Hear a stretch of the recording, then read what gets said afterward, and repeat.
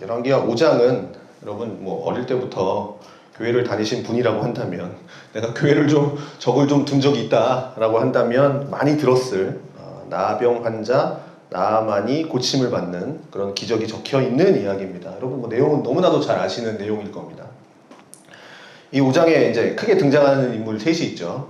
엘리사, 그 다음에 나아만, 그리고 엘리사의 사환인 게하시, 이렇게 세 명이 등장을 하고 있습니다. 오늘 이 시간에는 이제 이 나아만과 이제 게하시를 통해서 이들이 인생 속에서 변화를 겪게 되는지, 어떤 변화를 겪게 되는지 좀 그것을 살펴보려고 합니다.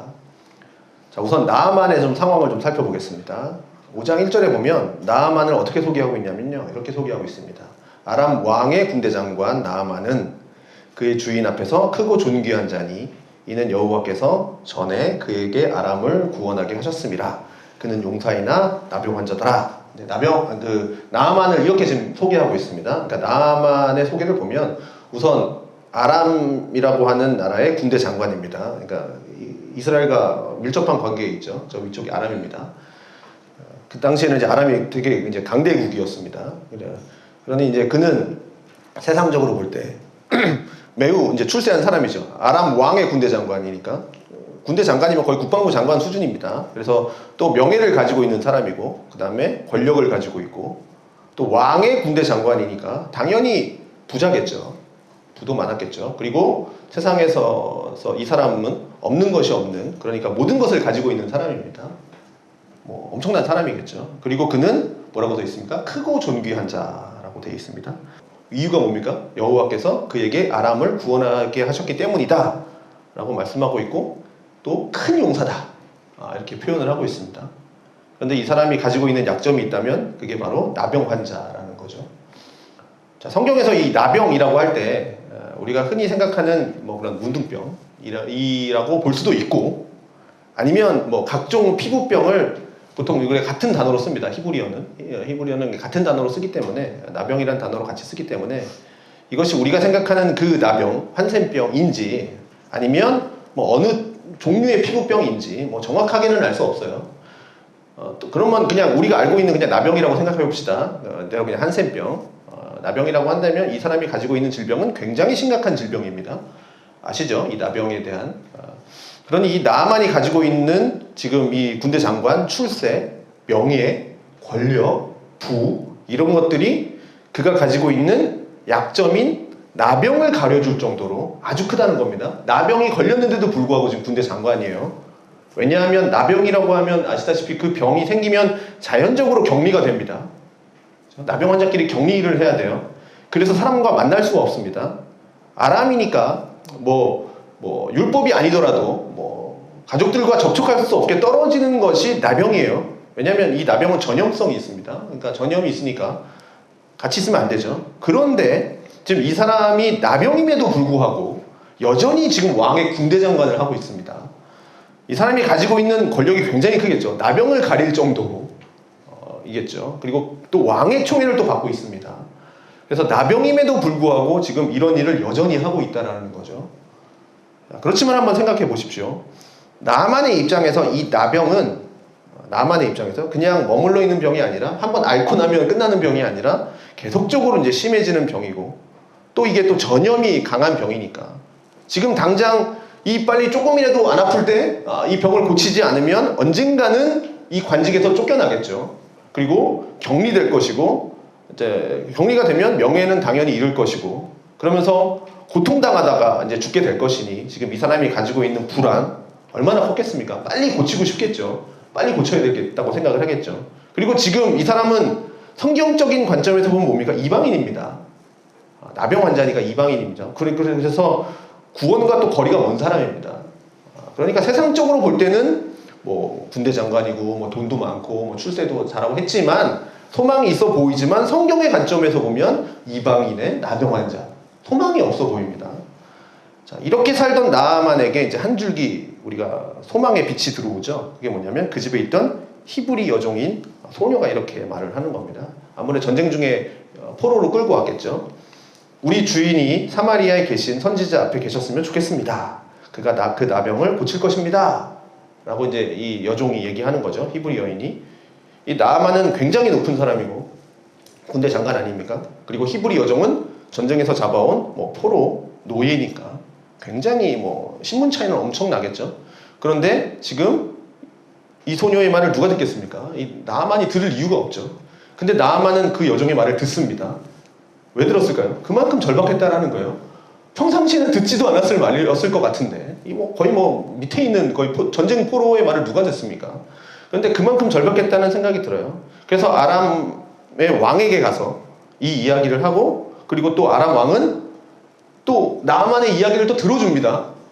정말 나아만을 사랑했던 것 같아요. 이 왕이 나아만을 고쳐주고 싶어서 이스라엘의 왕에게 친서를 써줍니다. 글도 써주고 또 그냥 가는 것도 아니고 몸만 거는 것이 아니라 얼마를 또 들고 가죠. 은 10달란트, 금 6,000개, 의복 10벌 이렇게 또 가지고 갑니다.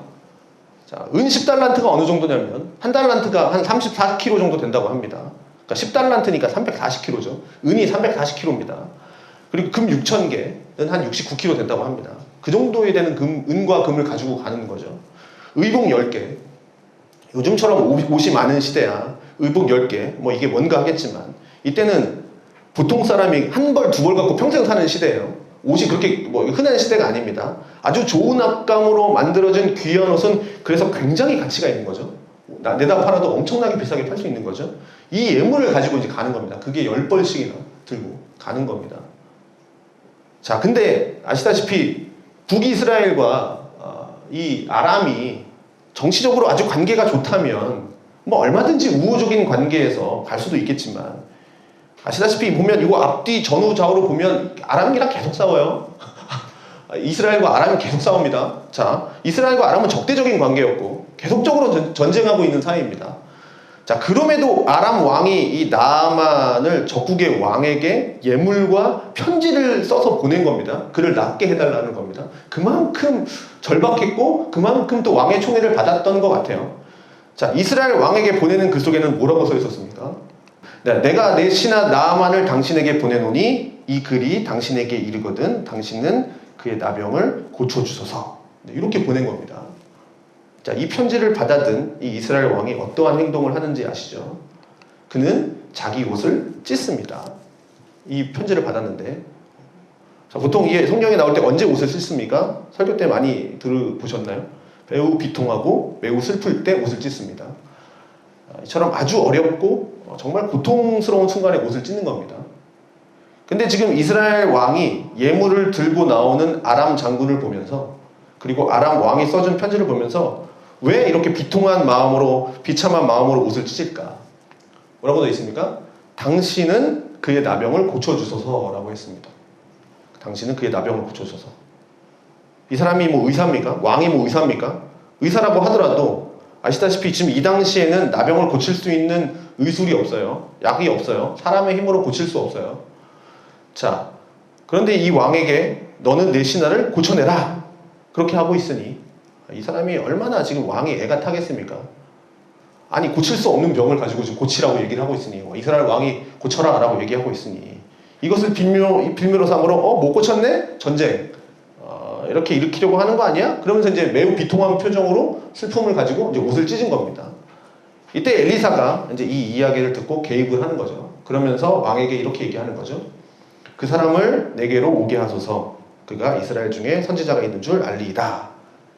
엘리사가 알고 이제 이스라엘 왕에게 이제 보낸 거죠. 자, 이 여정도 뭐라 그랬습니까? 엘리사 선지자에게 가면 고칠 수 있다라고 했는데 지금 아람 왕이 주소를 잘못 짚은 거죠. 이스라엘의 선지자에게 갔어야 되는데 이스라엘 왕한테 가버린 거죠. 이스라엘 왕에게 보냈던 겁니다. 자, 이렇게 해서 나아만이 하나님의 사람 이제 엘리사를 이제 에게로 갑니다. 자, 한번 머릿속으로 한번 상상해 보시죠. 나아만이 그냥 혼자 가는 게 아닐 겁니다. 나아만이 뭐 혼자 가겠습니까? 군대 장관인데 그 먼 곳에서부터 왔으니 아마 수많은 병사들과 호위하는 사람들을 데리고 나아만은 자기는 직접 뭐 말을 타거나 아니면 병거를 타고 그렇게 엘리사의 집으로 갔을 겁니다. 그냥 뭐 단둘이 가지는 않았겠죠. 자, 그러면서 나아만이 엘리사의 집으로 갔는데 이제 엘리사가 이제 이렇게 하는 거죠. 집문에 서 있는 나아만에게 엘리사가 자기 나와보지도 않고 이제 사람을 보내서 너는 가서 요단강에 몸을 7번 씻어라. 그러면 너의 살이 회복되어 깨끗하게 될 거다. 자, 엘리사가 나와보지도 않습니다. 사환을 내보냈어요. 그리고 이렇게 하라고 얘기하는 겁니다. 자, 이 대우를 받는 나아만이 어떠한 반응을 보였냐? 여러분 잘 아시다시피 노하고 분노합니다. 자, 어떻게? 내가 누군데? 내가 한 나라의 군대 장관인데. 그러면 내가 왔으면 이 작은 나라의 선지자, 이 사람이 당장 나와서 허리를 굽히고 절을 하고 그렇게 해야 되는 거 아니야? 이런 생각을 하는데 엘리사는 나와보지도 않고 황당해하고 그냥 화가 나는 거죠. 자, 지금 당시 신분제도 속에서 살았던 사람들입니다. 이 당시는 이제 우리나라, 그러니까 지금 이 현실과 달라요. 신분제도가 엄연히 있는 시대입니다. 노예제도가 있는 엄연한 시대입니다. 그러니까 신분제도 쪽에서 살았던 사람들은 이러한 신분 계급이 사실 태어나면서부터 뼛속 깊이 자리 잡고 있는 겁니다. 그래서 이렇게 군대 장관처럼 높은 사람이 하대를 당해? 이런 건 굉장히 있을 수 없는 일이죠. 뭐 마찬가지인 거죠. 영상대감 납시오 했는데 전혀 사람들이 쳐다보지 않는 뭐 이런 거죠. 아니 감히 내가 지나가는데 뭐 이런 거죠. 그래도 뭐 내가 이 병고침을 받으러 왔으니 뭐 하자는 대로 해야지 뭐 이런 게 아니라 당연히 내가 높은 사람이니까 저 사람이 나한테 와서 해야 되는 거예요. 나는 높은 사람이니까 받을 그게 있어. 권리가 있고 자격이 있는 사람이야. 너는 당연히 나한테 해줘야 돼. 뭐 이런 겁니다. 저 사람이 나한테 와서 이렇게 해야 되는 거고, 그리고 아람이 이스라엘보다 힘 있는 나라니까 약소국의 선지자가 나한테 와서 절을 해야 되는 거 아니야? 뭐 이렇게 생각했는데 그렇지 않으니까 이제 화가 난 겁니다. 근데 또 화가 난 이유가 뭐냐면 내 생각에는 이 선지자가 나와서 여호와의 이름을 좀 부르면서 상처에 좀 손도 좀 대주고 뭐 흔들면서 써있죠. 흔들면서 기도하면서 그렇게 고쳐줄 건 아닌가 이렇게 생각하고 왔는데 나와보지도 않고 가서 7번 요단강 물에 씻어라 이렇게 얘기하고 있으니 지금 이 사람이 화난 겁니다. 아니 와서 나를 맞아주지도 않는데 나한테 뭘 해주지도 않고 그냥 막 이렇게 해. 자, 상식적으로 생각해봐도 그렇지 않습니까? 환자가 왔어요.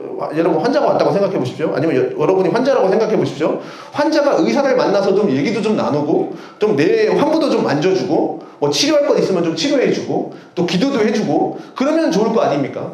근데 그게 전혀 아닌 거죠. 그냥 물에 가서 7번 씻으래요. 그러면 날 거래요. 나만이 생각합니다. 내가 이거 하러 여기까지 왔나?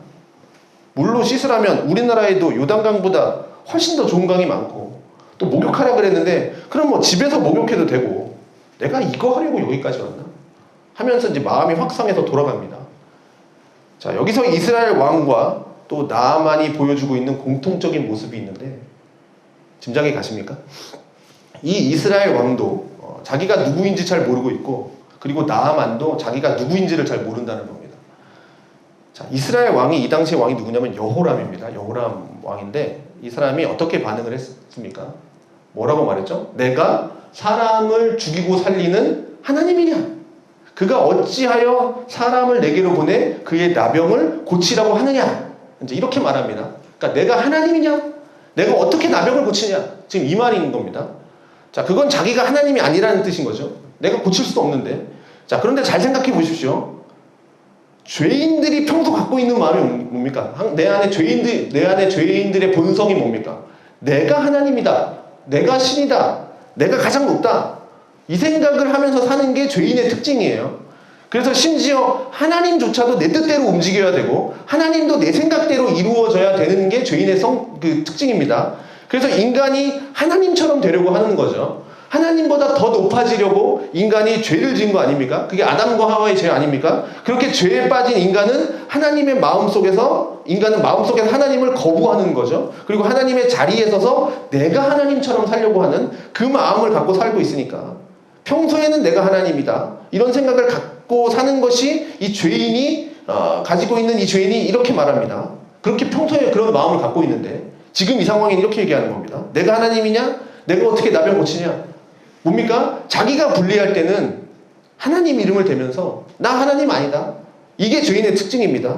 잘 될 때는 말로는 아니라 할지라도 자기 생각으론 내가 하나님처럼 지금 살고 있다. 내가 이처럼 대단하다. 이렇게 돼 있지만 불리할 때는 내가 하나님이냐? 내가 이걸 어떻게 하라는 거야? 아, 하나님도 참 너무하네. 나보고 어떻게 하라는 거냐?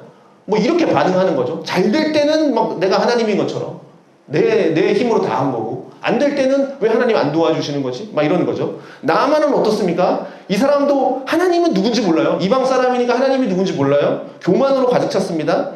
자기 나라에서도 자기 앞에 이렇게 하대하는 사람은 없을 겁니다. 다 자기 앞에 허리 굽신거리면서 아부하는 사람만 자기 앞에 막 놓여 있었겠죠. 그런데 그 나아만에게 지금 이 선지자가, 그것도 약소국의 선지자가 나오지도 않고 그 어떠한 치료 행위도 하지 않으니 이 사람이 매우 자존심이 상했어요. 왜냐? 내 생각에는 이랬을 건데. 그러니 나아만의 마음속에도 높으신 하나님이 이 사람 머릿속에 없고 오직 내 생각만 있는 겁니다. 아니 이렇게 해야 되는데, 이렇게 해야 되는데, 이렇게 돼야 되는데 내 생각만 있는 거예요. 그러니 내가 이렇게 큰 예물을 가지고 아니 치료받으러 여기 이스라엘까지 왔으니까 이 여호와라는 이스라엘 신도 나한테 잘 보여서 나한테 치료해줘야지, 이 생각하고 있는 겁니다. 그런 마음으로 온 거예요. 내가 지금 돈 들고 왔고 내가 지금 예물 들고 왔으니까 여호와라는 신도 나를 치료해줘야 돼. 그게 이스라엘 왕도 이 나아만도 가지고 있었던 죄인의 특징입니다. 그런데 이 나아만의 변화가 생기는 겁니다. 자, 어떻게 바뀌었는지 좀 봅시다. 자, 나아만의 종들이 이제 나아만을 설득하죠. 당신에게 큰 일을 행하라 말하였다면 행하지 아니하였으리까. 그죠? 자, 몸을 저 요단강에 가서 7번 씻어라. 뭐 너무 하찮은 일이죠. 만약에 엘리사가 다르게 얘기했다고 씁시다. 너가 수많은 재물을 하나님께 1000일 동안 바쳐라. 이러면 그런 정성이라도 좀 들이면서 내가 해야 되겠구나. 이런 병을 낫게 하려면 라고 생각을 했을 수도 있을 거예요. 그러니까 얘기하는 거죠. 큰 일을 행하라 말하였다면 행하지 않았겠습니까? 하물며 그냥 7번 씻어서 깨끗하게 하십시오. 그 정도인데 한번 해보십시오. 이렇게 이야기하는 겁니다. 사람의 마음이 그렇죠. 뭐냐면 사람이 무언가를 좀 받으려고 하면 이렇게 자기의 공로를 쌓으려고 하는 겁니다. 그래서 우리 기독교 신앙은 참 쉬운 겁니다. 불교 같은 경우는 좀 큰 거 받으려고 그러면 한 108기도 해야 되고 한 1001기도 해야 되고 뭐 이런 거 해야 되지 않습니까? 뭔가 공로를 쌓으려고 해요. 그래야만 얻을 수 있다. 그러나 기독교 신앙은 그렇지 않죠. 그냥 믿으면 되니까요. 그러나 그 믿음이라는 게 너무 어렵습니다. 왜냐? 차라리 이거 얻으려면 1000일 동안 기도하십시오. 그러면 구원이 주어집니다. 하면 그래, 구원 정도 받으려면 한 1000일 정도 기도해야지. 어떻게든 1000일 채우면 되는데 우리 기독교에서는 뭐라고 얘기합니까? 그냥 믿기만 해라. 그냥 그렇게 하지 않습니까? 믿기만 하라는데 쉬워 보이지만 그걸 잘 못해요. 마찬가지죠. 7번 몸을 씻어라. 별거 아닙니다. 그런데 인간의 마음속에는 그 별거 아닌 거 하면 되는데 하기 싫은 거예요. 이거에서 뭐 바뀔 게 뭐가 있겠어. 만약에 1000마리 소를 바쳐라 하면 열심히 바쳤을 겁니다. 그렇게 하면서 자기의 공로를 쌓는 거죠. 그렇게 나아만이 그 신하들의 말을 듣고 가는 겁니다. 그래서 요단강에 몸을 7번 씻습니다. 그런 다음 우리가 아는 이야기처럼 나아만이 이제 깨끗해집니다. 왜 깨끗해졌을까요? 나아만은 왜 병에서 나았을까요? 이 요단강이 뭔가 치료할 수 있는 이런 신비로운 물질이 흐르는 강이었습니까? 아니면 7번이라고 하는 그 7이라는 횟수에 뭔가 신비로움이 있는 겁니까? 만약에 요단강이 특별한 강이라고 한다면 이제 나아만이 병고침을 받은 이후에는 전 세계 사람들이 아마 이 나병의 환자들이 요단강으로 모였을 겁니다. 그리고 7번 씻는 것을 고쳤다 그러면 모두가 7번 씻으려고 할 겁니다. 그러나 나아만이 고쳐진 것은 그게 아니죠. 하나님의 사람의 말대로 순종하였습니다. 그는 그렇게 고쳐진 겁니다. 그래서 예수님도 이렇게 말씀을 하신 겁니다. 누가복음 4장 27절에 또 선지자 엘리사 때에 이스라엘에 많은 나병 환자가 있었을 때 그 중에 한 사람도 깨끗함을 얻지 못하고 오직 수리아 사람 나아만 뿐이었더라. 자, 이 나아만의 순종을 예수님이 지금 얘기하는 거죠. 그냥 믿기만 한 겁니다. 물이 용해서 7번이 특이해서 그거 아닙니다. 하나님의 사람의 말대로 순종했더니 그가 병이 나은 겁니다. 이렇게 아람 군대 장관 나아만의 나병이 고쳐지는 기적이 일어납니다. 자, 그러면서 이제 나아만이 엘리사를 떠나서 이제 조금 가는데 이제 누가 등장합니까? 하나님의 사람 엘리사의 사환 게하시가 등장을 합니다. 자, 그런데 이 사람을 소개해 주는 것이 좀 특이하죠. 이 사람도 엘리사의 종이었으니까 이 사람도 선지자였겠죠. 그런데 그 당시에 선지자 학교가 있었고 또 선지자의 제자들이 있었으니까 엘리사를 따라다니는 이 게하시도 마치 엘리사가 엘리야를 따라다녔던 것처럼 이 사람도 지금 엘리사를 따라다니는 그런 선지자였을 수도 있겠죠. 근데 하나님의 사람 게하시라고 얘기하지 않고 하나님의 사람 엘리사의 사환이라고 말해주고 있습니다. 왜 그럴까요? 이 사람이 어떤 일을 했는가 이걸 좀 보면 됩니다. 자, 20절에 보면 이제 이 사람이 이런 말을 합니다. 내 주인이 이 아람 사람 나아만에게 면하여 주고 그가 가지고 온 것을 그의 손에서 받지 아니하였도다. 자, 이 나아만이 고침을 받고 난 다음에 엘리사에게 예물을 바치는데 엘리사가 그걸 받지 않죠. 그리고 그냥 돌아가라고 한 거였습니다. 그걸 보고서 이 게하시가 이 마음에 이런 마음이 드는 겁니다. 나아만을 아람 사람이라고 말하고 있습니다. 지금 그거는 뭐냐면 아람 사람 나아만 이렇게 얘기하는 건 뭐냐면 우리가 좀 일본을 얕잡아 보듯이 그런 약간 좀 그런 표현입니다. 그래서 그 아람노 이렇게 말하는 겁니다. 그 사람이 아람의 군대 장관이지만 그 사람을 높이고 싶은 마음이 전혀 없는 거예요. 우리의 적국이니까. 왜냐하면 이 게하시도 유대인이니까, 이스라엘 사람이니까, 적국 사람이니까, 아람 사람, 그것도 아람의 군대 장관을 좋게 볼 리가 없죠. 그러니 게하시의 마음속에 그러지 않겠습니까? 요나도 니느웨로 가라는 하나님의 말씀을 듣기 싫었잖아요. 니느웨는 우리 적국인데 왜 니느웨 사람들에게 구원을 선포해? 그래서 아수르의 사람들이 하나님의 말씀을 듣고 구원받은 것을 싫어했던 것처럼 지금 우리 민족을 괴롭히는 이 아람 사람이 그냥 죽어버렸으면 좋겠다. 이런 생각을 가지지 않았겠습니까? 근데 지금 엘리사가 고쳐줬어요. 고쳐준 것뿐만 아니라 아주 큰 예물, 그것을 드리는데도 그것도 받지 않고 그냥 돌려보낸 거예요. 지금 그것을 못마땅하게 여긴 겁니다. 이 게하시가. 지금 아니 왜 우리 선생님 엘리사는 지금 이걸 안 받나? 그리고 왜 저 나아만을 그냥 돌려보내나? 지금 이렇게 생각한 겁니다. 자, 누구보다도 이 게하시는 엘리사 옆에 있었으니까 누구보다도 엘리사가 하는 그 일을 가까이서 보고 그 엘리사를 통해서 나타나는 그 하나님의 역사가 어떠한지를 가장 옆에서 본 사람이 사환 게하시입니다. 자, 이거 5장 전에 4장에 뭐가 있었냐면 수넴 여인의 아들이 살아나는 것도 본 사람이에요. 아들이 죽었는데 엘리사가 살려내죠. 아마 나아만에게 가서 요단강에 가서 7번 씻어라 라고 사환을 통해서 종에게 통해서 얘기했을 텐데 아마 게하시를 통해서 얘기했겠죠. 이렇게 나아만이 고쳐주는 것도 직접적으로 본 사람이 게하시인데 그런데 이 마음을 가지고 있는 이유가 뭐겠습니까? 이 나아만이 고침을 받고 하나님을 섬기는 사람이 되겠다 하는 것에 이 사람은 만족할 수가 없는 거예요. 이 사람의 마음속에는 이 나아만이 하나님으로 인해서 고침받고 이 나아만이 하나님을 섬기는 사람으로 변화되고 이것보다 더 중요한 것이 있었는데 그게 뭐냐면 저 나아만을 통해서 내가 물질을 좀 얻어야겠다 라는 탐욕이 생긴 겁니다. 그의 마음속에 그게 더 크게 자리 잡은 겁니다. 그런데 그 탐욕이 어떠한 과정으로 이 게하시의 마음속에 들어오는지를 한번 살펴보겠습니다. 자, 5장 20절에 보면 게하시가 이렇게 말합니다. 여호와께서 살아계심을 두고 맹세하노니 내가 그를 쫓아가서 무엇이든지 그에게서 받으리라. 자, 나아만을 끝까지 쫓아가서 그에게 뭐든지 나는 받아내겠다 라고 결심을 하는데 근데 어떻게까지 지금 내가 결심을 하는 겁니까? 여호와께서 살아계심을 두고 맹세한다. 자, 이상하지 않습니까? 상식적으로 생각해 볼 때 이 게하시가 하나님의 말씀을 어기고 지금 탐욕으로 죄를 짓고 있는 거니까 죄를 짓는 그 일에 굳이 여호와의 이름을 들먹이면서 죄를 짓고 있는 이 일에 여호와께 맹세하면서 그 다짐을 할까? 지금 탐욕으로 지금 저걸 뺏어야 되는데 근데 이 여호와의 이름을 걸고 맹세하는 게 좀 웃기지 않습니까? 이게 좀 이상하지 않습니까? 우리 생각, 우리식대로만 뭡니까? 난 여호와의 살아계심을 두고 맹세하노니 나는 은행을 털어버릴 거야. 이런 겁니다. 지금 나는 여호와의 살아계심을 맹세할 거야. 나는 저 사람이 있는 돈을 뺏어버릴 거야. 이런 식인 겁니다. 얼마나 양심적으로 죽어있는 사람입니까? 지금 그 나쁜 일을 하면서 왜 여호와의 살아계심을 두고 맹세하려고 할까요?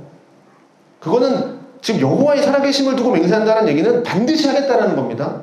자, 이스라엘 사람들은 여호와의 이름을 함부로 말하지 않았습니다. 여러분 아시다시피 여호와의 이름을 함부로 얘기하지 않아요. 이 정도로 한다면 자기는 지금 반드시 하겠다는 겁니다. 이것이 왜 이랬느냐? 게하시의 입장에서 보면 그는 이 일이 잘하고 있는 일이라고 생각한 거예요. 그러니까 내가 지금 내가 하는 게 맞는 거야. 그러니까 이렇게까지 얘기하지 않겠습니까? 이게 만약에 잘못된 일이라고 게하시가 생각을 했다면 자기 양심 속에서 막 꺼리낌이 있었겠죠. 이건 하나님이 싫어하는 일이야 라고 한다면 어떻게 이렇게 지금 하나님의 이름까지 막 이야기하면서 맹세하면서 일을 하겠다고 하겠습니까? 그의 생각 속에는 이게 지금 잘한 일이라고 생각을 하는 겁니다. 왜냐하면 지금 이 시대는 매우 힘든 시대예요. 그러니까 막 가난이 막 있던 시대예요. 막 그러니까 막 수냄 여인한테 돈도 받고 엘리 그 요거 사장 첫 구절에 보면 그 선지자의 제자들도 굶어 죽지 않습니까? 그래서 그 등불, 그 등잔, 불, 그걸 기름으로 막 이렇게 생계를 유지하고 하지 않습니까? 그러니까 굉장히 가난한 시대고, 경제적으로 매우 어려웠고, 뭐, 이게 뭐, 선지자들 뿐만 아니라 이스라엘 전체가 어려웠습니다. 그렇게 어렵게 살아가는 시대였고, 또 이 시대는 아합 이후의 시대니까, 자, 아합 때부터 이제 바뀌죠. 북이스라엘은 이제 여호와를 섬기는 신앙이 아니고, 바알을 섬기는 게 이제 대세가 되니까, 바알 종교를 섬기는 사람들이 더 부유하고 대우를 받고 이런 삶을 살았지, 뭐 여호와의 선지자들은 뭐 능욕당하고 뭐 경제적으로 부유하지도 못하고 이렇게 살았던 시대예요. 근데 그런 상황 속에서 이 아람 장군이 주는 이 많은 예물, 이 예물을 엘리사가 좀 받았다면 그걸 가지고 좀 우리 선지자들한테 좀 나눠주고, 지금 이렇게 흉년으로 인해서 굶주리고 있는 이 여호와를 섬기는 가난한 자들에게 나눠주면 얼마나 좋을까? 뭐 가룟 유다도 그렇게 생각을 했죠. 가룟 유다도 이렇게 하면 좀 더 사역을 잘할 수 있을 텐데 왜 예수님은 저렇게 하실까? 이렇게 하면 조금 더 돈을 벌 수 있을 텐데, 아, 예수님이 말씀 전하실 때 헌금함 하나만 설치해도 이거 돈으로 많이 할 수 있을 텐데, 이렇게 얘기하지 않았습니까? 가난한 사람을 도울 수 있었을 때, 그 가룟 유다도 향유옥합을 깰 때도 이걸로 많은 사람을 구제할 수 있을 텐데, 지금 엘리사는 잘못한 거고 지금 나는 잘하고 있어, 하나님의 뜻이 그거라 라고 생각을 하고 있는 거예요, 이 게하시는. 그래서 게하시는 나는 기어코 이 일을 하고 말 거야. 난 저 나아만으로부터, 저 아람 사람으로부터 나는 반드시 무엇라도 받아낼 거야. 지금 이렇게 하는 겁니다. 근데 여러분, 여호와의 살아계심을 두고 맹세하노니 라고 말했던 또 다른 이유가 있습니다. 이 말을 누가 먼저 했냐면 엘리사가 그 말을 했습니다. 16절에 보면 이르되 내가 섬기는 여호와께서 살아계심을 두고 맹세하노니 내가 그 앞에서 받지 아니하리라 하였더라. 나아만이 받으라고 간구하되 그가 거절하더라. 게하시는 이걸 본 겁니다. 나아만이 받으세요, 제발 받으세요. 이렇게 할 때 엘리사는 여호와께서 살아계심을 두고 맹세하노니 내가 받지 않겠습니다 했단 말이죠. 그러니 지금 여호와의 살아계심을 두고 안 받겠다고 맹세했다고, 나는 여호와의 살아계심을 두고 무엇이든지 받아내겠다, 지금 이렇게 맹세하는 겁니다. 자, 이것이 선한 일이라고 생각을 한 거예요. 하나님의 뜻이라고 생각을 한 거예요. 이게 분명히 악한 일이고 욕심이고 뭐 탐욕이고 뭐 하나님이 원치 않는 일이고 하나님의 뜻이 아님에도 불구하고 자신의 마음속에 탐욕이 들어오니까 어떻게 됩니까? 이것이 하나님의 뜻인 것처럼 아주 강력하게 여겨지니까 악한 일인데도 불구하고, 아, 이건 좋은 거야, 이게 이스라엘을 위한 일이야, 여호와를 섬기는 자들을 위한 일이야, 이렇게 생각하고 말하면서 여호와의 살아계심을 두고 맹세하는 겁니다. 이건 내 배를 채우기 위한 것이 아니야. 게하시 스스로도 그렇게 자기 합리화를 하는 겁니다. 그래서 그 맹세를 하고 그는 즉시 달려갑니다. 나아만의 뒤를 쫓아갑니다. 그렇게 나아만의 뒤를 이 게하시가 막 쫓아가니까 이 나아만이 게하시를 보면서 어떻게 하냐면 수레에서 내려서 그를 맞이합니다. 자, 나아만의 놀라운 변화가 느껴지시나요? 처음에 엘리사 집에 갔을 때였죠. 수레 타고 병거 타고 이렇게 쫙 갔을 때 엘리사가 나와보지도 않으니까 막 화내고 막 이랬던 사람이 엘리사도 아니고 지금 엘리사의 종 사환이 뛰어나오는데 그 자리에서 벌떡 일어나서 수레에서 내려와서 그를 맞이해 줍니다. 그때 게하시가 이렇게 얘기합니다. 우리 주인께서 나를 보내시며 말씀하시기를 지금 선지자의 제자 중에 두 청년이 에브라임 산지에서부터 내게로 왔으니 청하건대 당신은 그들에게 은 1달란트와 옷 2벌을 주라 하시더이다. 자, 아까는 돌려보냈는데 안 받겠다고 했는데 갑자기 에브라임에서 선지자 2명이 나타난 겁니다. 그래서 다시 달려가서 은 1달란트, 옷 2벌 좀 받아달라, 이렇게 말했다는 겁니다. 누가요? 엘리사가 그렇게 했다라는 거예요. 지금 이 게하시는 뭐 하는 겁니까? 거짓말하는 겁니다. 나아만은 엘리사가 그렇게 요구를 했다고 하니 뭐 당연히 기꺼이 드리겠죠. 드리고 싶었는데 이 나아만의 마음은 아주 기뻤을 겁니다. 그리고 뭐라고 그럽니까? 나아만이 게하시가 요구한 것보다 더 줍니다. 은 1달란트만 달라고 했는데 2달란트 줍니다. 자, 그러면서 옷 2벌, 아까 1달란트 34kg라고 그랬죠. 2달란트니까 한 68kg. 옷 2벌. 자, 게하시가 한 68kg, 70kg 정도 되는 거를 들고 가니까 가기가 좀 어려우니까 두 사람을 또 붙여줍니다. 자, 그러니까 혼자서는 들고 갈 수 없을 정도로 그 무거운 무게의 은과 아주 좋은 의복 2벌 두 사람이 지고 가면서 이제 준 겁니다. 자, 그리고 어떻게 합니까? 언덕에 올라가서 물건 받고 게하시는 그들을 보내고 그러면서 자기 집에 감춥니다. 자, 그러니까 생각해보면 처음에 취지는 어땠습니까? 굶주리고 배고프고 가난한 여호와를 섬기는 자들을 돕겠다 라고 하는 것이었지만, 그런데 그것을 받아다가 제일 먼저 하는 일이 자기 집에다가 그것을 숨겨두는 겁니다. 결국은 뭡니까? 자기 배를 채우고자 하는 이 게하시의 탐욕에 걸거했던 거죠. 개인적인 욕심이었습니다. 그렇게 한 다음에 이 게하시가 엘리사 앞에 섭니다. 엘리사가 묻죠. 네가 어디서 오느냐? 자, 엘리사가 그냥 지나가주면 모른 체 하면 좋을 텐데 그냥 지나가지 않고 어디서 오냐? 이렇게 또 물어요. 그럼 어떻게 해야 되겠습니까? 정말로 이 게하시가 어려운 자들을 돕는 거라고 생각을 했다면 내가 이걸 받아왔습니다 하고 말해야 될 텐데 또 말 안 해요. 저는 아무 데도 가지 않았습니다. 또 거짓말합니다. 너 어디 갔다 오니? 이렇게 물었을 때 뜨끔하지 않았을까요? 죄에 빠진 사람들, 이렇게 탐욕에 빠진 사람들은 바로 이런 게하시와 같은 걸 보이는 겁니다. 뜨끔하지 않습니다. 이미 양심이 마비됐습니다. 이미 양심이 화인 맞은 차처럼 되어버렸어요. 그래서 이 사람의 양심이 좀 살아있다면 그런 질문을 좀 던졌을 때 두려워하면서 사실은 제가 이랬습니다 라고 이야기했겠지만, 그러나 그 사실을 이야기하지 않습니다. 그러니 죄가 이렇게 속이는 겁니다. 너 이게 잘하고 있는 일이야. 끝까지 자기는 생각하고 있는 거예요. 엘리사가 틀렸고 내가 맞아 라고 하는 것은 이 죄는 자꾸 자기를 속이고 그러면서 다른 사람도 막 속이는 겁니다. 그런데 죄가 가지고 있는 더 큰 무서움은 뭐냐? 대담함까지 줍니다. 속이는 것을 넘어서 대담함을 줘요. 그러니까 무서우면 죄를 못 짓겠죠. 대담함이 없으면. 두려우면 죄를 지을 수가 없습니다. 그래서 죄를 억제하는 방법 중에 하나가 뭡니까? 이 막 싱가포르처럼 막 처벌에 대한 두려움을 갖게 해서 죄를 지으면 아, 저런 처벌을 받는구나. 그 벌을 받는 것에 대한 두려움 때문에 죄를 못하게 하는 것들이 있는 거죠.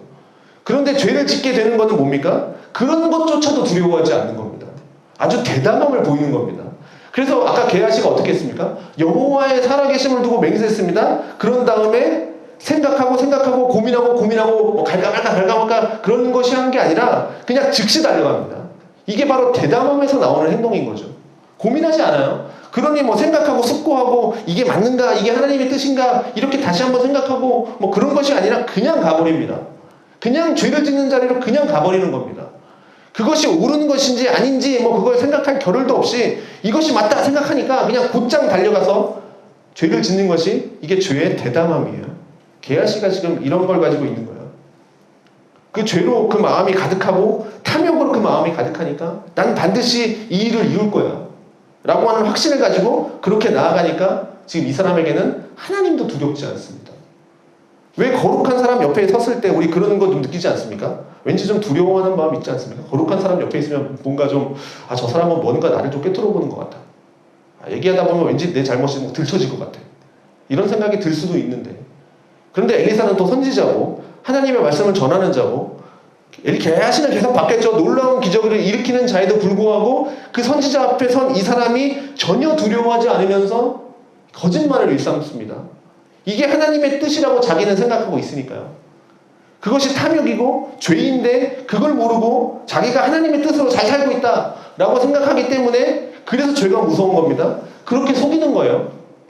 이게 하나님의 뜻이다. 괜찮다. 해라. 하나님도 이해하신다. 이게 더 큰일이다. 이렇게 속이는 겁니다. 그러면서 대담함을 갖고 죄를 범하는 겁니다. 아, 내가 하는 게 맞아.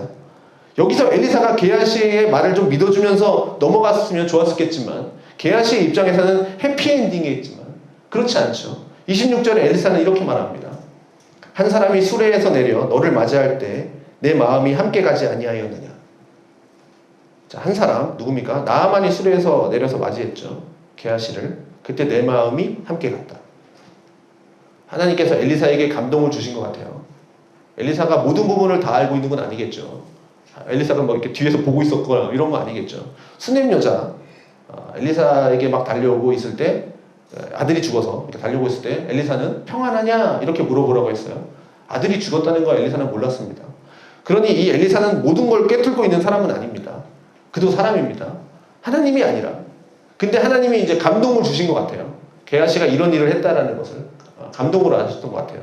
그래서 내 마음이 함께 가지 아니하였느냐 이렇게 말하면서 묻습니다. 그러면서 뭐라 그럽니까? 지금이 어찌 은을 받으며 옷을 받으며 감람원이나 포도원이나 양이나 소나 남종이나 여종을 받을 때이냐? 좀 이렇게 묻습니다. 사실 게하시가 받은 건 은이고 옷이죠. 그런데 지금 감람원, 뭐 포도원, 양, 소, 남종, 여종까지 이야기합니다. 그러니까 은으로 팔아서 옷을 팔아서 돈으로 이것들을 다 살 수도 있는 것이죠. 자, 그러니 지금 나아만이 많은 재물을 가지고 왔고 또 이 재물을 바쳐서라도 자기의 병에서 낫겠다 하는 마음으로 왔고요. 그러면서 무엇을 해서라도 이 병 고침을 받겠다라고 하는 그 간절한 마음으로 가지고 왔습니다. 그리고 하나님의 놀라운 은혜로 진짜 병 고침을 받았습니다. 그리고 나아만이 엘리사에게 예물을 정말로 바칠 때는 감사한 마음으로 바치는 겁니다. 생각하면 보면 당연한 것이죠. 그래서 나아만은 당연히 하나님께 바쳐야 되고 엘리사는 그것을 받는 것이 당연해 보입니다. 왜냐하면 고쳐줬으니까 감사한 마음으로 이제 드리는 거 아닙니까? 엘리사가 그것을 받을 때 누가 욕하겠습니까? 병을 고쳐줬는데 엘리사는 왜 이렇게 욕심이 많은가? 나만이 주는 걸 왜 받지 않나? 누가 욕하겠습니까? 당연한 것으로 여기겠죠. 그 예물을 받는 거를. 그러나 엘리사는 받지 않습니다. 여호와의 살아계심을 두고 맹세하면서 받지 않습니다. 왜요? 하나님은 그렇게 일하시는 분이 아니에요. 여러분 이거 잘 아셔야 됩니다. 그 당시 바알을 따르는 수많은 우상 숭배자들과 그 이방의 사람들은 그렇게 거짓된 신, 거짓된 종교를 핑계 삼아서 그렇게 많은 것들을 바치고 그 다음에 그렇게 종교적인 일들을 행하고 있는 자들은 그 우상의 이름을 대면서 그들을 통해서 어려움에 처해 있는 자들에게 수많은 재물을 받아 누렸습니다. 그렇게 하면서 그 신이 너에게 축복을 줄 거야. 너가 이만큼 바쳤으니까 그 신이 너에게 축복을 줄 것이다 라고 했던 거예요. 사람들은 그것을 받아들이죠. 종교적인 심성을 가지고 내가 무언가를 이루고자 하는 원하는 바가 있다면 자기의 모든 것을 바쳐라서라도 그것을 얻고 싶어 하니까요. 사이비 종교가 그걸 노리는 거 아닙니까? 그런 심성들을 노려서. 나만의 입장에서 나병이 나을 수만 있다면 자신의 모든 것을 드렸을 거예요. 아마 자신의 전 재산도 드렸을 겁니다. 나병만 낫게 해준다면. 그렇게 된다면 하나님은 어떤 분이 되는 겁니까? 엘리사가 그걸 받아서 자기의 병이 고쳐졌다면 나만이 생각할 때 하나님은 어떤 분이십니까? 아, 하나님도 자신이 이루신 그 일의 대가를 받으시는 분이구나. 그러니 나도 이렇게 여호와께 이 재물을 바치니 이 재물을 받으시고 하나님이 나의 병을 고쳐주시는구나. 그렇게 생각하지 않겠습니까? 다음에 병 고칠 때 더 많이 갖고 오고 이러지 않겠습니까? 그러나 하나님은 그렇게 일하시는 분이 아니세요. 하나님은 은혜로 일하시는 분입니다. 그러니 엘리사가 너 1000마리 소를 여호와께 바쳐라. 그러면 네 병이 나을 거다. 라고 했다면 여호와가 원하시는 건 뭡니까? 1000마리 소인 거죠. 수많은 재물. 그러나 7번 몸을 씻어라. 그러면 깨끗해지리라. 아무것도 아닌 거 아닙니까? 무슨 수고가 들겠습니까? 그냥 물속에 들어와서 나오기만 하면 되는 겁니다. 그러니 이 놀라운 기적은, 이 치료의 기적은 어디서 나오는 겁니까? 은혜에서 나오는 겁니다. 나만이 병고침을 받았는데 내가 한 번도 아니고 7번이나 내가 얼마나 정성껏 씻었는 줄 알아? 내가 이렇게 열심히 7번 씻었더니 나았어 라고 자기가 7번 씻은 그 행위에 대해서 자랑할 수 있겠습니까? 내가 7번이나 씻어서 나았어. 하나님은 그런 거 주시지 않으신 거예요. 그러니 7번 씻고 나왔을 때 자기가 병이 낫다는 것을 깨달은 이 나아만은 뭡니까? 오로지 여호와 하나님의 은혜로 나았다는 것을 깨달은 겁니다. 아, 나의 행위는 아무것도 없었구나. 그러니 하나님은 이렇게 일하시는 분입니다. 무언가 막 대가를 받으면서 일하시는 분이 아니라는 겁니다. 그러나 사람들은 그걸 모릅니다. 왜냐하면 살아가면서 그렇게 아무 대가 없이 받는 사람 이런 걸 받아본 적이 없기 때문입니다. 누군가로부터 무엇을 받으려면 나도 무언가를 바쳐야 한다 라고 하는 것이 세상 사람들의 상식이고 그것이 세상 사람들이 움직여가는 이 사회 속에서 움직여가는 일이기 때문에 무슨 공짜가 어디 있습니까? 그렇기 때문에 사람들의 마음의 생각 속에는 이 종교적인 일까지도 항상 돈과 재물과 이런 것들이 겹쳐서 들어가고 있는 겁니다. 헌금 많이 해야죠. 헌금 많이 해야죠. 헌금 많이 하면 주님께서 도와주실 거예요. 그런데 엘리사가 묻습니다. 네가 지금 이런 거 받을 때냐? 하나님을 섬기는 자는 이런 걸 받을 수 없다. 하나님은 그렇게 일하시지 않는다. 하나님은 이런 거 필요 없으시다. 이렇게 게하시를 책망하고 그러면서 27절에 그러므로 나아만의 나병이 내게 들어 내 자손에게 미쳐 영원토록 이르리라. 라고 엘리사가 말합니다. 자, 그러니 나아만에게 있던 이 나병이 게하시에게로 옮겨갔습니다. 그리고 이 게하시가 그 앞에 물러나면서 나병이 발하여서 이제 눈같이 되었다. 그러니까 희게 되었다는 말도 되고 눈과 같이 이제 피부가 부스러져서 뭐 가루가 되었다. 이런 말도 됩니다. 흰색은 깨끗한 색이기도 하지만 창백한 시체의 색깔로도 표현합니다. 자, 그러면 마지막으로 자, 이 나아만과 게하시에게 일어난 진짜 변화는 무엇입니까? 나아만의 변화를 한번 봅시다. 병이 났어요. 그거 말고 진짜 변화가 뭔가를 한번 보십시오. 병이 난 거 말고 5장 11절에 나아만이 노하여 물러가며 이르되 내 생각에는 그가 내게로 나와서 그의 하나님 여호와의 이름을 부르고 그의 손을 그 부위에 위에 흔들어 나병을 고칠까 하였도다. 자, 이 11절만 하더라도 지금 나아만의 중심에는 뭐가 있었다고 아까 말씀드렸죠? 내 생각에는 자기가 우선이었습니다. 하나님도 내 생각대로 움직여 주셔야만 했던 거예요. 그랬던 나아만인데 이제 14절 보니까 나아만이 이에 내려가서 하나님의 사람의 말대로 요단강에 7번 몸을 잠그니 그의 살이 어린아이의 살같이 회복되어 깨끗하게 되었더라. 무엇 때문에 한 겁니까? 자, 내 생각대로 강 속에 들어가 보자. 그게 아니라 뭡니까? 하나님의 사람의 말대로 요단강에 들어간 거예요. 내 생각대로 들어간 게 아닙니다. 그러니까 이 사람이 처음에는 굉장히 교만했습니다. 하나님도 내 아래에 있는 거예요. 그런데 여기서 이제 내 고집을 부려서는 안 된다라는 것을 알고 강 속으로 들어가는데 거기에는 이제 그 사람의 겸손함이 드러나기 시작하는 거죠. 아, 여기에 들어가면 하나님이 나를 고쳐주시겠다. 라고 하는 이제 신앙이 들어간 겁니다. 하나님의 사람의 말대로 이제 들어간 겁니다. 그래서 하나님의 사람의 말대로 움직이게 된 겁니다. 순종한 겁니다. 그런 다음에 그는 이렇게 변화됩니다. 17절에 보니까 나아만이 이르되 그러면 청하건대 노새 2마리의 실을 흙을 당신의 종에게 주소서. 이제부터는 종이 번제물과 다른 희생제사를 여호와 외에 다른 신에게는 드리지 아니하고 다만 여호와께 드리겠나이다. 이게 나아만의 변화인 겁니다. 나아만 이방인이에요. 이스라엘 사람 아닙니다. 자, 그런데 이 사람이 병고침을 받고 병 나았다, 잘 나았다 이렇게 돌아가고 끝이 아니랍니다. 그는 정말 하나님께 감사의 예물을 드리고 싶었지만 엘리사가 받지 않아요. 그러면서 이 사람이 정말 깨달은 건 뭐냐면 하나님이 원하시는 것은 수많은 재물이 아니었구나. 하나님을 예배하고 경배하는 삶이구나. 이걸 나아만은 깨달은 거예요. 그러니 내가 내 나라로 돌아가더라도 여호와 외에는 다른 신이 없다는 것을 내가 깨달았습니다. 그러니 나는 내 나라에 가서라도 여호와 외에 다른 신에게는 제사를 드리지 않겠습니다. 오직 여호와만을 섬기겠습니다. 영혼의 변화가 일어난 겁니다.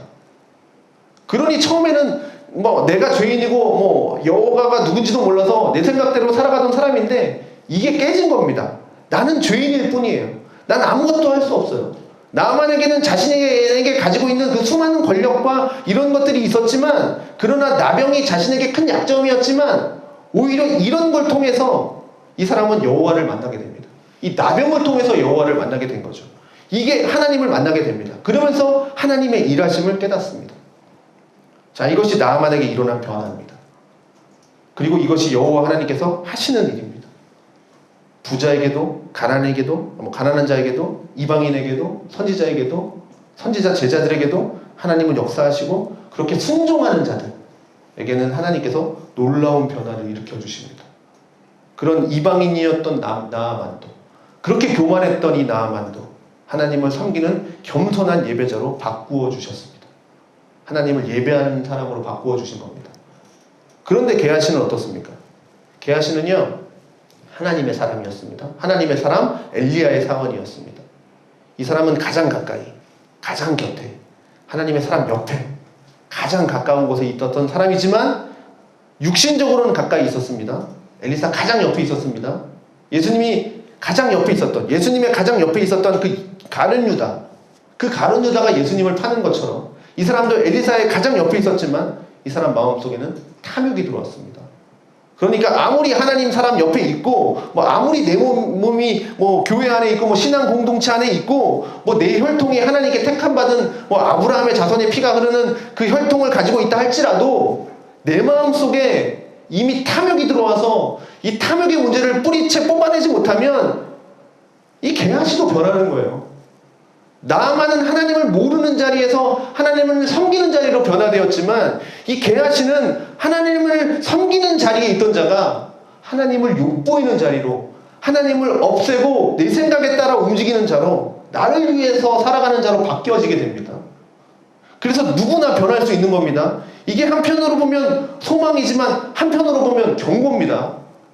나아만과 같이 소망이 없는 이방인, 나병 환자도 하나님의 놀라운 은혜로 여호와만을 섬기는 하나님의 자녀로 변할 수도 있고, 반대로 게하시처럼 하나님 곁에 있고 신앙 공동체 가운데 있고, 그는 뭐 다른 사람보다도 뭐 더 종교적이고 더 열심히 하나님을 섬기던 사람이었고, 심지어 뭐 자기 전생에 대해서 직업적으로 뭐 그렇게 여호와를 섬기는 사람이었지만, 그렇게 가까이 있어도 하나님을 떠나버리는 죄인이 될 수 있다는 거예요. 여러분 이거 명심하셔야 됩니다. 교회 다닌다고 다 장땡 아니라는 겁니다. 우리가 얼마든지 이렇게 될 수 있다는 겁니다. 그러니 나 왜 이렇게 변화되지 않을까? 우리 누구가 왜 이렇게 변화되지 않을까? 그것 때문에 솔직히 답답한 거 있지 않습니까? 왜 저 사람은 변화되지 않을까? 기도해도 다른 건 몰라도 이거 정도는 빨리 들어주셔야 되는데, 근데 안 되는 거 많아요. 그렇지만 절망하실 필요가 없다는 겁니다. 낙심할 필요가 없습니다. 하나님이 바꾸십니다. 하나님의 때가 되시면. 나병이 없었다면 이 나아만이 고쳐졌겠습니까? 여호와를 만났겠습니까? 나병이 있었기 때문에 여호와를 만난 겁니다. 지금 내가 지금 이 돌아오지 않는 사람들, 지금 그 상황이 가운데 있었기 때문에 돌아올 겁니다. 분명히 하나님은 그 상황 가운데에서 하나님의 나타내심을 보여줄 거예요. 우리를 통해서 보여주기를 원하시죠. 여호와의 살아계심을 우리가 보여줘야 됩니다. 그러면 하나님의 때에 돌아올 겁니다. 그러니 지금 변화되지 않는 모습, 연약함, 죄와 질병과 이런 것들로 인해서 나를 고쳐가는 과정입니다. 그것이 소망이라는 거죠. 그러나 난 지금도 여호와를 잘 섬기고 있고, 이 공동체 속에 잘 듣고 있고, 나는 누구보다도 하나님을 잘 섬기는 신실한 사람이다 라고 생각하고 있다면, 그렇게 생각하시면 안 되고 겸손해야 됩니다. 언제든지 나는 이 게하시처럼 여호와의 뜻을 오해하고 착각해서 탐욕스러운 내 뜻이 하나님의 뜻이라고 잘못 해석하고 살아계신 여호와 이름을 맹세하면서까지 그렇게 죄를 향해서 달려가는 아주 악행이 있는 죄인이 되어 버릴 수도 있다는 겁니다. 그렇게 변할 수도 있어요. 어떻게 변화되고 싶으십니까? 나만의 변화처럼 되고 싶으십니까? 아니면 게하시의 변화처럼 되고 싶으십니까? 우리는 누구든 변할 수 있습니다. 그런데 이 변화에서 가장 중요한 것, 가장 기억해야 할 것은 어쨌든 우리 마음의 중심에 여호와 하나님 한 분을 두는 겁니다. 그것이 제일 중요합니다. 태양계의 행성들이 태양을 중심으로 해서 돌고 도는 것처럼 여호와 하나님을 섬기는 우리들은 여호와 하나님을 중심으로 해서 살아가는 사람들입니다.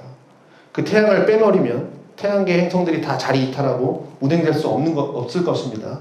그것처럼 하나님을 우리 마음의 중심에서 빼버리면 내 마음대로 가겠지만 결국 그 길은 패망하는 길입니다. 멸망의 길인 겁니다. 그러니 여호와 하나님을 우리 마음에 두고 사는 것, 이게 제일 중요합니다. 이것이 우리가 흔들려 버리면, 이것이 우리가 흔들리지 않는다면 게하시처럼 변할 일은 없겠죠.